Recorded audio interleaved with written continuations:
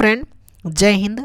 आज हम बात करेंगे यूपी स्कॉलरशिप 2023-24 को लेकर के। स्कॉलरशिप फॉर्म फिल करते समय आपसे अगर गलती हो गई है, अगर स्कॉलरशिप फॉर्म आपका गलत भर गया है, तो करेक्शन में आप क्या क्या सही कर सकते हैं, यानी कौन कौन सी ऐसी चीज़ें हैं जिनको आपने गलत भर दिया है लेकिन आप उसे सही कर सकते हैं, कौन सी ऐसी चीज़ें हैं जिनको नहीं सही कर सकते हैं, करेक्शन कैसे करना है 2023-24 में, पूरी अपडेट हम आपको बताएंगे। अगर आपने गलत फॉर्म फिल कर दिया है तो बिल्कुल परेशान मत होइए, उन सभी चीज़ों का एक सल्यूशन है, उस सल्यूशन को हम इस वीडियो में आप सभी को बताने वाले हैं। उससे पहले डियर स्टूडेंट, मैं आपको बताऊं कि अगर आप इस चैनल पर नए हैं तो चैनल को सब्सक्राइब कर लीजिए, वीडियो को लाइक एंड शेयर कर दीजिए, जिससे आने वाली हर एक वीडियो आपको टाइमली मिलती रहे। इस चैनल पर आपको यूपी स्कॉलरशिप से रिलेटेड हर एक अपडेट मिलती है, चाहे वो कब स्कॉलरशिप कब आएगी, फॉर्म कैसे फिल होगा, छोटी से छोटी अपडेट, बड़ी से बड़ी अपडेट, स्कॉलरशिप से रिलेटेड सारी जानकारी आपको इस चैनल पर मिलती रहती है। बाकी अगर आपको कोई प्रॉब्लम भी होती है, आप कमेंट करेंगे तो मैं उसका रिप्लाई भी दे देता हूँ। देखिए, यहाँ तक आप सभी लोग अपना लॉगिन करना जानते हैं, यहाँ तक आप लोग लॉगिन कर लेंगे। लॉगिन करने के बाद में ये 3 तरह की जो लाइन ओपन होती है, इनको ओपन करेंगे। उसके बाद में आप चेक करते हैं कि आपका स्टेटस गलत आ रहा है, तो उसके बाद जब करेक्शन करने जाते हैं तो करेक्शन में आपको सही क्या क्या करना होता है, आप क्या क्या सही कर सकते हैं।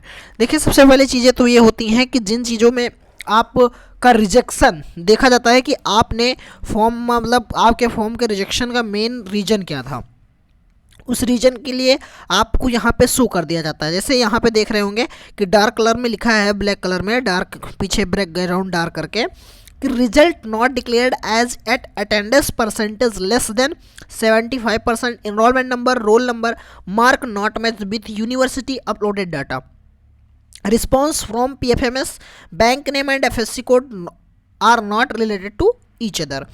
ये 2 तरह की प्रॉब्लम्स इन स्टूडेंट में थी, तो इनको कैसे कैसे सही करना है और क्या क्या चीज़ें होती हैं, मैं सारा कुछ आपको बताने वाला हूँ। सबसे पहले अगर हम बात करें कि आप सही कर सकते हैं, तो अपना जाति प्रमाण पत्र जारी करने का दिनांक, यानी जाति प्रमाण पत्र की अगर आप में कोई भी डिटेल गलत है तो आप उसको सही कर सकते हैं।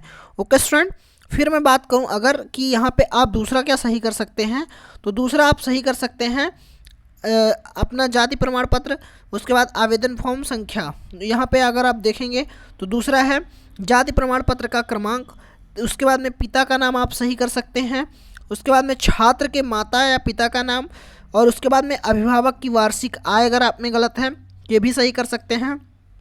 उसके बाद में आय प्रमाण पत्र की आवेदन फॉर्म संख्या, यानी आय प्रमाण पत्र में कोई गलती है तो भी आप उसे सही कर सकते हो। उसके बाद अनुमोदित नॉन रिफंड, वार्षिक नॉन रिफंडेबल अनिवार्य शुल्क, यानी अगर आप इसमें आपकी फीस, मतलब आय प्रमाण पत्र की डिटेल, जाति प्रमाण पत्र की कोई भी डिटेल अगर आपकी गलत है तो आप उसको दोबारा से करेक्शन के टाइम पे सही करवा सकते हो, अगर आपका फॉर्म इन रीजन की वजह से रिजेक्ट होता है तो। उसके बाद में बात करें फीस, तो अनुमोदित वार्षिक नॉन रिफंडेबल अनिवार्य शुल्क, यानी अगर आपने, मतलब आपका स्कॉलरशिप जो है वो नॉन रिफंडेबल शुल्क जो है वो कम है तो कम कर सकते हैं। अगर मान लीजिए आपने ज़्यादा भर दिया है और आपको कम करवाना है तो कम फिल कर सकते हैं, यानी नॉन रिफंडेबल शुल्क अगर आप कम ज़्यादा हो गई है तो परेशान मत होइए, ये भी सही हो जाएगी। बैंक अकाउंट डिटेल आपकी सही हो जाएगी।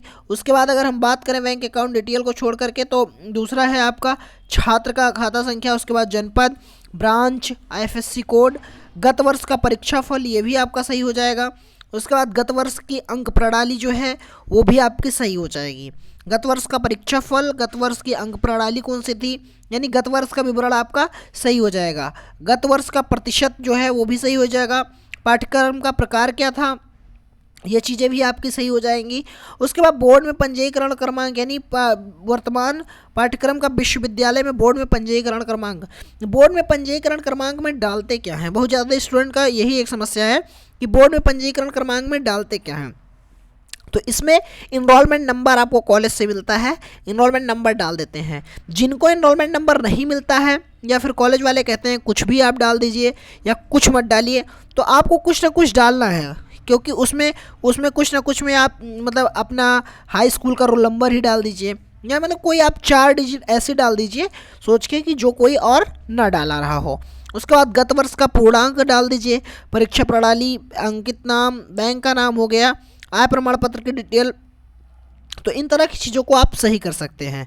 देखिए फिर से बता दूं, जाति प्रमाण पत्र की सारी डिटेल, आय प्रमाण पत्र की सारी डिटेल, माता पिता का नाम अगर आप में गलत हो गया है तो सही कर सकते हैं, और उसके बाद में अभिभावक का आय, वार्षिक आय मतलब आय जो है वो क्या है उसे सही कर सकते हैं, और आपकी मतलब जो नॉन रिफंडेबल शुल्क है यानी वार्षिक शुल्क आपकी कितनी पड़ती है ये सही कर सकते हो।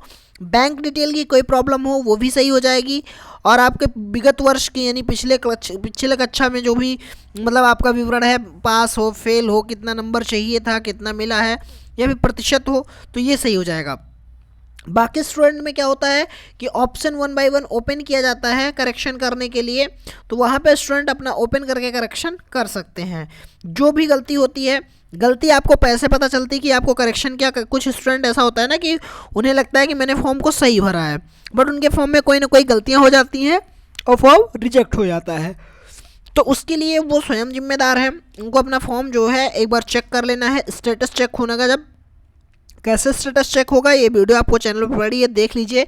स्टेटस जैसे चेक होना स्टार्ट हो, अपना स्टेटस चेक करके करेक्शन करवा के सबमिट करवा देना। जितनी जल्दी आप लोग करेक्शन करवा के अपना फॉर्म सबमिट करवा देंगे, करेक्शन डेट आने के बाद, करेक्शन डेट कब आएगी इसके भी रिलेटेड चैनल पर आपको वीडियो मिल जाएगी, और करेक्शन की डेट आते ही आप लोग करेक्शन करवा करके जो भी गलतियाँ हैं अपने कॉलेज में सबमिट कर देंगे, जिससे जल्द से जल्द स्कॉलरशिप आ जाएगी। ओके स्टूडेंट, मैं आशा करता हूँ कि ये वीडियो आपके लिए इन्फॉर्मेटिव रहेगी। वीडियो इन्फॉर्मेटिव रही है तो वीडियो को लाइक करें, शेयर करें, जिससे आने वाली हर एक वीडियो आपको टाइमली मिलती रहे।